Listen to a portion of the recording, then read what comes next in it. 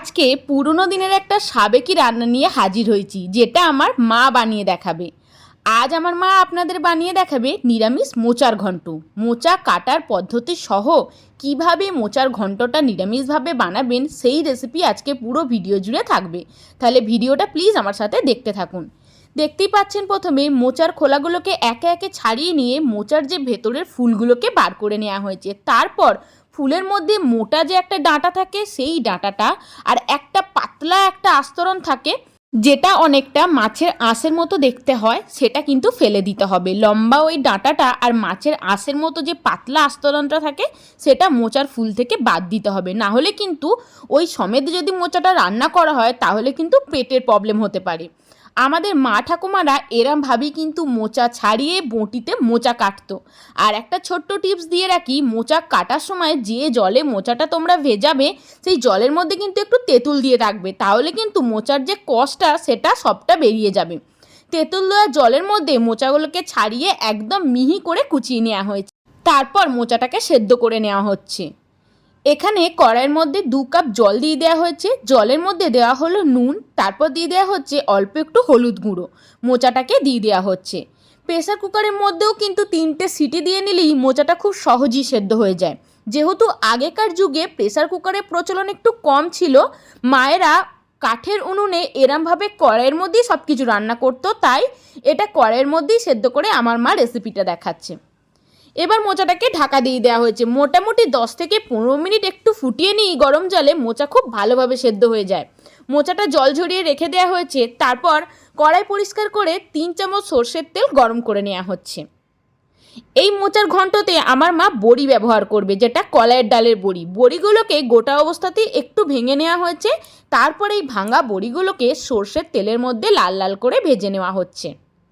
সাবেকি যুগের যে পুরানো রান্নাগুলো থাকে সেগুলো কিন্তু মা ঠাকুমাদের হাতে খেতেই সবচেয়ে বেশি ভালো লাগে। আমরা যতই ভালো করে বানানোর চেষ্টা করি না কেন, কিছুতেই সেই স্বাদ আমরা আনতে পারি না। আমার মায়ের হাতের এই মোচার ঘন্টটা আমার খুব ফেভারিট, তাই মনে হলো তোমাদের সাথে এই রেসিপিটা আজকে শেয়ার করা যাক, আর মাকেই বলি রান্নাটা করে দেখাতে। ভাজা বড়িগুলো তুলে নেওয়া হলো। তারপর ওই তেলের মধ্যে 1/2 চামচ 5 ফোড়ন, একটা তেজপাতা আর একটা শুকনো লঙ্কা ফোড়ন দিয়ে দেওয়া হলো। ফোড়নটা খুব ভালো করে ভাজা ভাজা হয়ে গেলে দিয়ে দেওয়া হলো 2টো মিডিয়াম সাইজের টমেটো কুচি। টমেটোটা একটু লাল লাল করে ভেজে নেওয়া হবে যতক্ষণ না টমেটোটা একটু গলা গলা হয়ে যাচ্ছে। এই মোচার ঘন্টটা আমার মা 2 রকমভাবেই বানায়।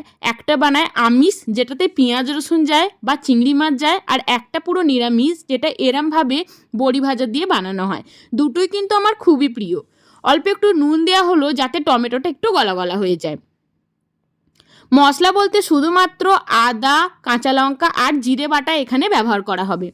দেখো, একসাথে বেটে রাখা আদা, জিরে আর কাঁচা লঙ্কা এখানে 3 চামচ দিয়ে দেওয়া হলো। খুব ভালো করে এবার মশলাটা কিন্তু কষিয়ে নেওয়া হবে, না হলে কিন্তু আদার একটা কাঁচা গন্ধ থেকে যাবে।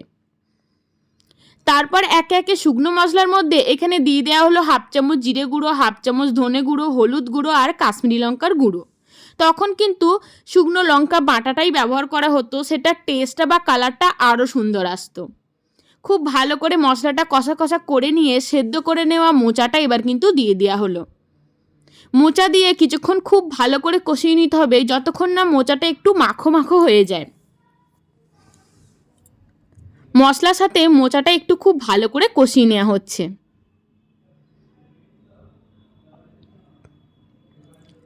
এই মোচার ঘন্টটার মধ্যে ঘি দেওয়া হয়, যেহেতু এটা নিরামিষ রান্না, ঘি দিলে টেস্টটা কিন্তু আরও ভালো আসবে। দেখো, খুব ভালো করে কিন্তু এখানে নাড়াচাড়া করে মোচার ঘন্টটা এখানে কষিয়ে নেওয়া হচ্ছে। কিছুক্ষণ নাড়াচাড়া করে কষিয়ে নেওয়ার পর এটাকে ঢাকা দিয়ে রাখা হবে, যাতে খুব মশলার সঙ্গে মোচাগুলো খুব ভালোভাবে মিশে যায়। মোটামুটি 5 মিনিট ঢাকা দেওয়া হয়ে যাওয়ার পর মোচাটা দেখতেই পাচ্ছ আরও ভালো করে সেদ্ধ হয়ে মাখা মাখা হয়ে গেছে। এই সময় ভেজে রাখা বড়িগুলো অ্যাড করে দেওয়া হলো, আর পরিমাণ মতো নুন মিষ্টিটাও এখানে দিয়ে দেওয়া হবে। যেহেতু নিরামিষ মোচার ঘন্ট একটু মিষ্টি মিষ্টি ভালো লাগে, এখানে বড় চামচের 1 চামচ চিনি দেওয়া হলো, আর দিয়ে দেওয়া হবে ছোট চামচের 1 চামচ ঘি। তোমরা চাইলে ঘিয়ের পরিমাণটা একটু কমিয়ে বাড়িয়েও নিতে পারো। খুব ভালোভাবে সব কিছু একবার মিশিয়ে দেওয়া হবে, যাতে বড়িগুলোর মধ্যেও একটু খুব ভালোভাবে মিলেমিশে যায় আর বড়িগুলো একটু নরমও হয়ে যায়। বিশেষ করে এই মোচার ঘন্টে বড়িটা খুব একটা নরম করা হয় না, যখন মুখে বড়িগুলো একটু ক্রাঞ্চিভাবে পড়ে খেতে বেশ ভালো লাগে। মোচার ঘন্টা কিন্তু একদম রেডি হয়ে গেছে। রেসিপিটা কেমন লাগলো অবশ্যই জানিও, ভালো লাগলে লাইক কমেন্ট শেয়ার করো।